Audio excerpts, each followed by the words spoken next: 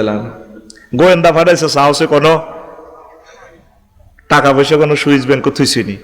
এবার ওমর রাদিয়াল্লাহু তাআলা গোয়েন্দা পাঠাইছে যে সাহায্যে ফাতরের মধ্যে হুতিতে আগ্রা খোলা বাড়িতে নাই, কিচ্ছু নাই। আল্লাহু আকবার। তো এরপরে কইল দে স্বর্ণের থলি দিছে, এক ইতান দিছে, কজরি দেখো তো সত্যিকারে কিচ্ছু নেই, তার এটা দিও। এবার দিছে কিছুই নেই, ঘরে অন্ধকারে আতায় আতায় চায়, হুতি দিছে কথা ক স্যার কেমন আছে, আসি ভালো, আতায় আতায় চায়। গোয়েন্দা ডিএসবির লোকে চায়, আসলে গরিব মানুষ। ধরেন ওমর রাদিয়াল্লাহু তাআলা এটা গিফট দিছে জাতীয় সম্পদ থেকে 21 পদক আপনারে দিছে। আর পদকটা তো লাগবে না, বউয়ের চোখ টিপ দিকে লইবে না, আর কিন্তু কাপড় আসেনি, আর তো কাপড়ও নেই লোন না না, আমাদের জান্নাতে কাপড় আছে। এই কারবালার মানুষ ছিল 7,000 হাফেজ চাকরির লাই, আর 4,000 মুফতি শুধু চাকরির লাই। এ হোসেন রাদিয়াল্লাহু তাআলা আনহু জব করে দিছে রে, কথা ঠিক কিনা? শুধু চাকরির লাই। একটা দিনের জন্য ডক্টর ইউনূসের আমরা শান্তি দিন, 400 আন্দোলন এসে 6 মাসে। শুধু লিখে রাখো কথাগুলা, একদিন রবের সামনে তোমরা আফসোস করবা আর দাঁড়াইবা।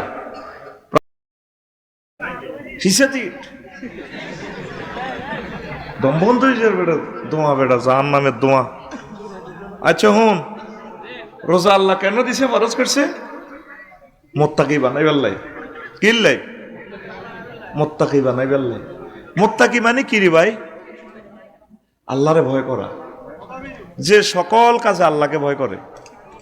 যে কোনো কাজ 24 ঘন্টা তুই যেখানে থাকবি, কি অফিস, কি গণভবন, কি আকাশপথে, কি সাগর পথে, যেখানেই তুমি থাকো, তহসিল অফিসে থাকো, লক্ষ্মীপুর কোর্টে থাকো, ডিসি অফিসে থাকো, তুমি উপজেলা নির্বাহী অফিসার, যেখানে থাকো, সকল প্লেসে কার ভয়? এই একটা টেন্ডেন্সি হৃদয়ে জাগরুক হওয়ার জন্যই আল্লাহ রমজান ফরজ করেছেন, আর প্রত্যেক বছর 1 মাস এটা প্র্যাকটিস করাইয়া দেন আল্লাহ। আল্লাহর টার্গেট হলো বান্দা 1 মাসের ট্রেনিংয়ে আমি তোমাকে A+ সনদ দেব। সনদের নাম তাকওয়া, মুত্তাকি। এই সনদটা পাইবা, তুমি অটো জান্নাতের মালিক হইয়া যাইবা। আর জান্নাতে কয়েকটা গেট থাকবো, বাবু সিয়াম মান সাল্লা দুইয়ামিন বাবিস সালাত। এই রোজার একটা দরজা আছে, নামাজের একটা দরজা আছে, যারা নামাজ পড়ছে তাদেরকে নামাজের গেট দিয়ে ডাক দিব, শহীদ ভাই নিও আইয়েন। কিরে তুই তো কথা কস, হ্যাঁ শুভেচ্ছা স্বাগতম। রোজাদারের ঘরে রোজা দিই, যারা জেহাদ করছে জেহাদের দরজা থেকে আমন্ত্রণ জানানো হবে, যারা জাকাত দিছে তাদেরকে জাকাতের দরজা দিয়ে। এই ওয়াজ শুনিয়া সহিহ বুখারীর হাদিস, আবু বকর রাদিয়াল্লাহু তাআলা আনহু হুজুর এমন কোন ব্যক্তি আছে না যারা সাইরো গেট থেকে আহ্বান করবো? আছে। আরজু আন্তাকুন, আমি আশা করি তুমি সে ব্যক্তি, আন্তা সেই লোক তুমিও হবা, তোমার সাইরো গেট থেকে ডাক দিবে ফেরেশতারা।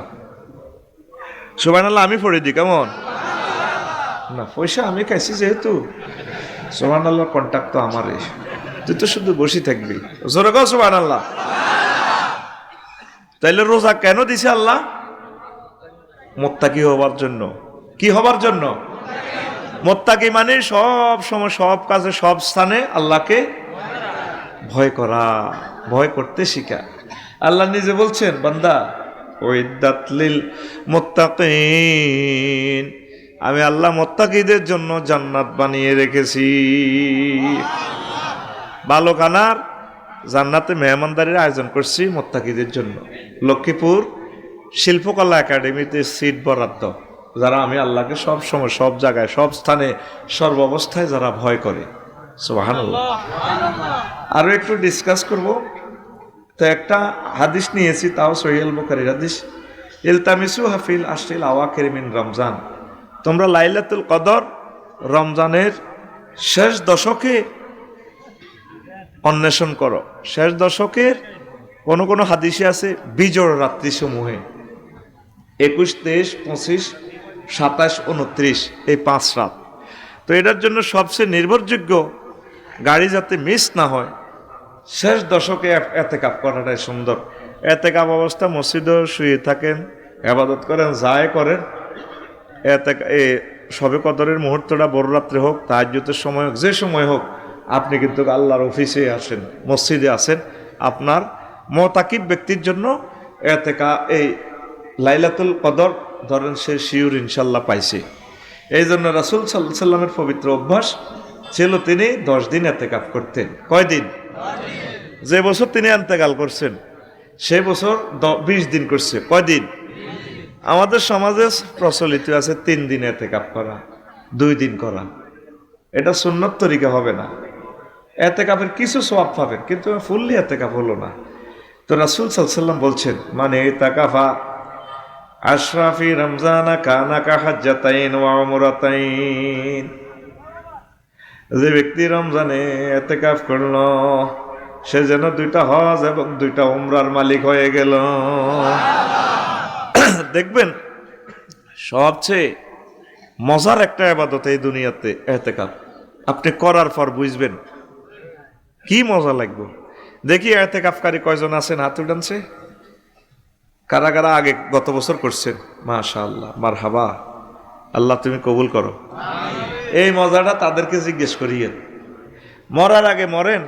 আপনারা তো সবাই ব্যস্ত, নবীজির চেয়ে কি ব্যস্ততা আপনার বেশি নেই?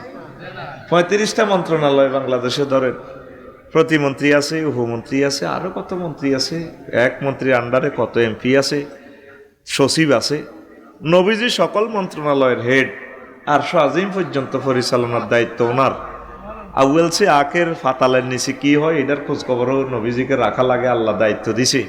সবকিছু আল্লাহ ওনাকে দেখায়। উনি কিন্তু জীবনে ইতিকাফ মিস করছেনি। আর আমাদেরকে ইতিকাফ করতে গেলে সময় নাই। প্রতিটি বুড়া মানুষের উপর আমার 13.5 টাকার মনোকষ্ট। কত টাকার?